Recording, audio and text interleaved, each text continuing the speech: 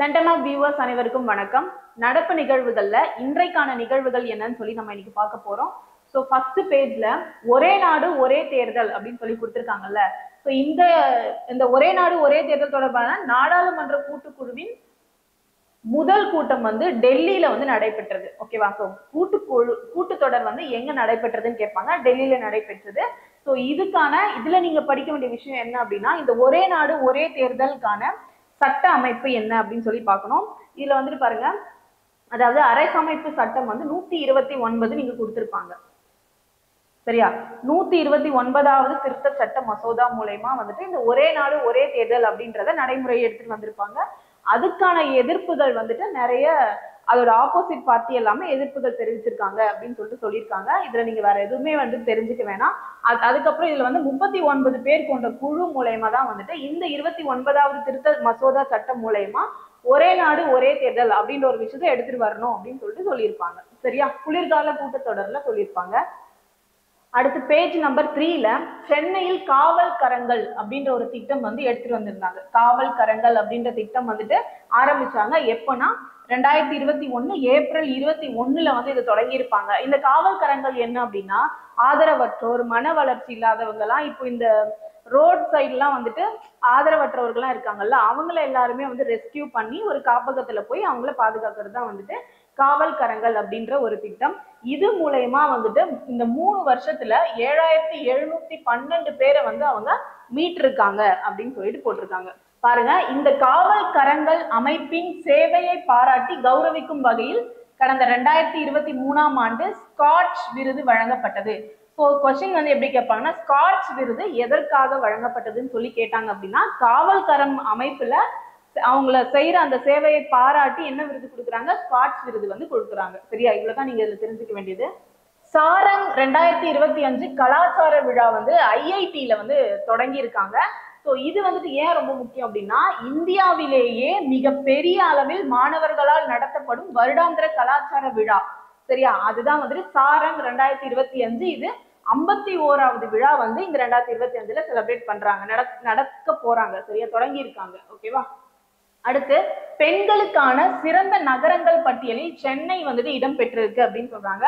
இதுல பாருங்க, இந்தியாவில் பெண்களுக்கான சிறந்த நகரங்கள் பட்டியலில் சென்னை இடம் பெற்றுள்ளது. தமிழகத்தில் 8 நகரங்கள் இந்த பட்டியலில் இடம்பெற்றுள்ளன.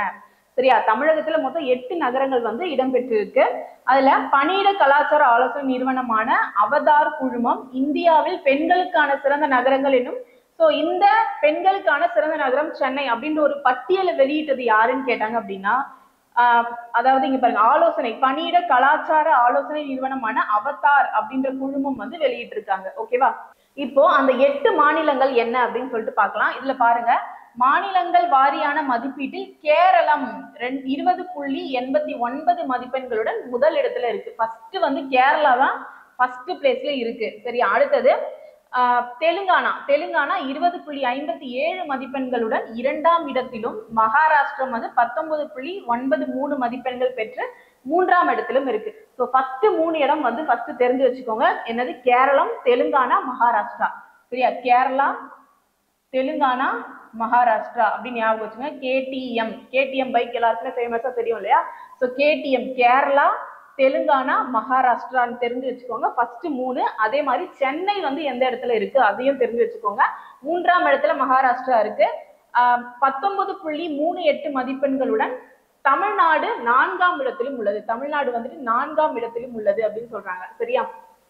ஸோ இதுல நகரங்கள் வாரியான மதிப்பீட்டில் குருகிராம் 10க்கு 7.68 மதிப்பெண்களுடன் முதலிடத்தில் உள்ளது. பெரிய நகரங்களில் மும்பை 7.60 மதிப்பெண்ணும், பெங்களூரு 7.54, சென்னை 7.08, ஹைதராபாத் 6.95, திருவனந்தபுரம் 5.51 மதிப்பெண்ணும் பெற்றுள்ளன. சரியா? இந்த பேஜ் மட்டும் கொஞ்சம் நல்லா கிளியரா படிச்சு வச்சுக்கோங்க. ஓகே? அடுத்த பேஜ்ல ஸ்க்ரப் டைபஸ் பரவல் அப்படின்னு சொல்லியிருக்காங்க. இதுல தமிழகத்துல ஸ்க்ரப் டைபஸ் எனப்படும் பாக்டீரியா தொற்று சமவெளி பகுதிகளிலும், இந்த ஸ்க்ரப் டைபஸ் வந்து வழக்கமா எங்க வரும்னா, மலைப்பகுதிகள்ல காடுகள் இருக்கிற, நிறைய காடுகள் அதிகமா இருக்கிற பகுதிகள்லாம் வந்து இந்த ஸ்க்ரப் டைபஸ் வந்து நிறைய இருக்கும் அப்படின்னு சொல்றாங்க. ஆனா இப்போ இந்த தடவை வந்து சமவெளி பகுதிகளிலும் பரவி இருக்கு அப்படின்னு சொல்லிட்டு சொல்றாங்க. இதுல ரிக்கட்சியா எனப்படும் பாக்டீரியா பாதித்த ஒட்டுண்ணிகள், பூச்சிகள், உயிரினங்கள் மனிதர்களை கடிக்கும் போது அவர்களுக்கு ஸ்க்ரப் டைபஸ் காய்ச்சல் ஏற்படுகிறது. சரியா? சோ ஸ்க்ரப் டைபஸ்னா என்ன, அது எந்த பாக்டீரியாவில் எந்த விலங்குகள் மேல வருமா மனிதர்கள் மேல வருமா அப்படின்னு சொல்லிட்டு உங்களுக்கு கேட்கறதுக்கு வாய்ப்பு இருக்கு. சரியா? ரிக்கட்சியா எனப்படும் பாக்டீரியா பாதித்த ஒட்டுண்ணிகள், பூச்சிகள், உயிரினங்கள் மனிதர்களை கடிக்கும் போது அவர்களுக்கு ஸ்க்ரப் டைபஸ் காய்ச்சல் ஏற்படுகிறது அப்படின்னு சொல்றாங்க. சரி, இதுல இது மட்டும் நீங்க தெரிஞ்சுக்கிட்டாலே போதும்.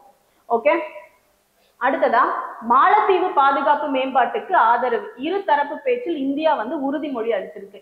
அதாவது இந்தியாவுக்கு 3 நாள் அரசு முறை பயணம் வந்துள்ள மாலத்தீவு பாதுகாப்பு அமைச்சர் முகமது காசன் மௌமூன் இந்தியாவுக்கு வந்திருக்காங்க. 3 நாள் அது என்ன சொல்லுவாங்க, பயணம் சொல்லுவாங்க. சரியா? 3 நாள் அரசு முறை பயணம் சொல்லுவாங்க. அந்த பயணத்துக்கு வந்திருக்காரு.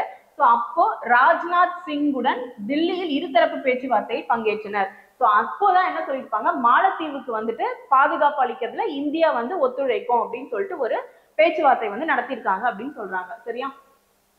அடுத்தது கேரளா உயர் நீதிமன்றம் ஒரு முக்கியமான தீர்ப்பு ஒன்னு அளிச்சிருக்கு.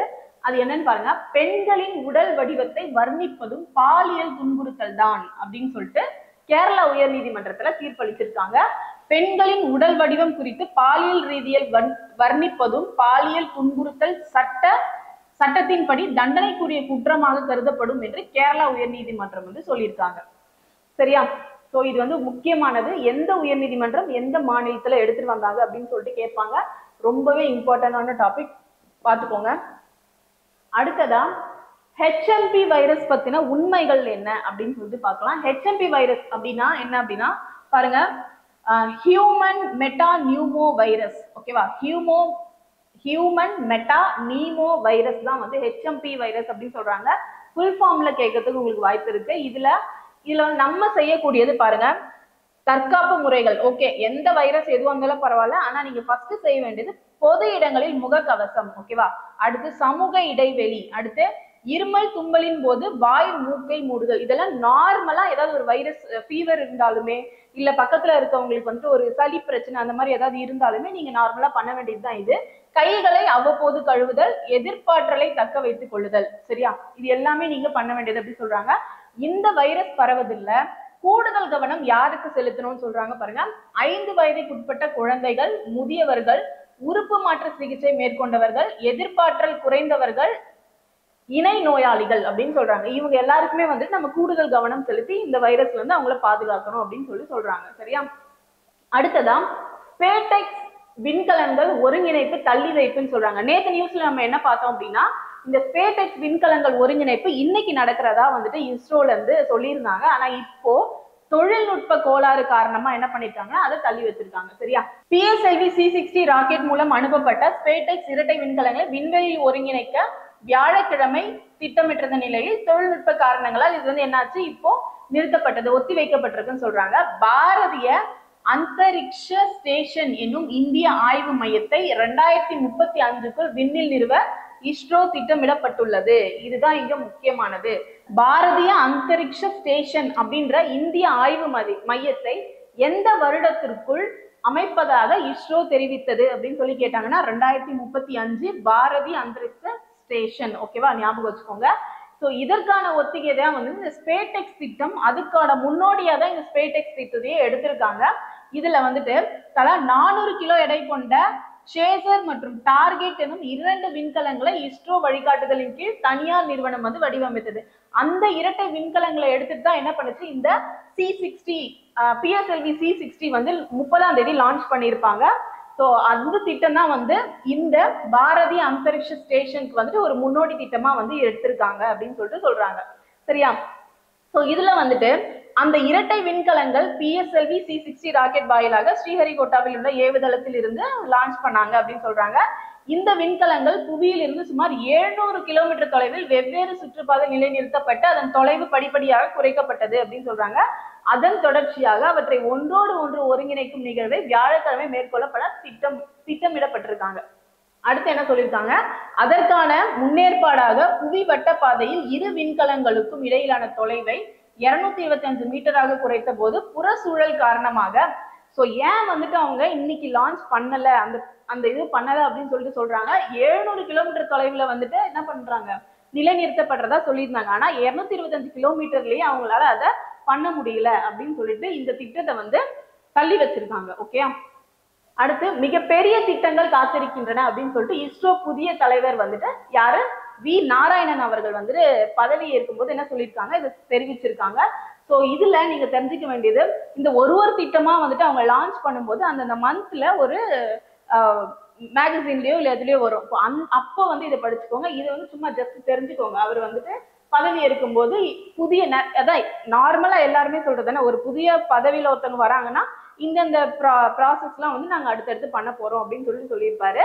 அதுல முக்கியமா NBS-02 ராக்கெட் ஏவும் பணி ஸ்ரீஹரிகோட்டாவில் தீவிரமாக நடைபெற்று வருகிறது. சரியா, NBS-02 ராக்கெட். ஓகே, இது வந்துட்டு அவங்க நெக்ஸ்ட் பண்ண போறேன் அப்படின்னு சொல்லியிருக்காங்க. இந்த மாத இறுதிக்குள்ள GSLV லாஞ்சர் மூலம் இது ஏவப்படும். இந்த NBS-02 ராக்கெட் ஏவும் பணி ஸ்ரீஹரிகோட்டாவில் தீவிரமாக நடைபெற்று வருகிறது. இந்த மாத இறுதியில் GSLV லாஞ்சர் மூலமா இது ஏவப்படும் அப்படின்னு சொல்லிட்டு சொல்லியிருக்காங்க.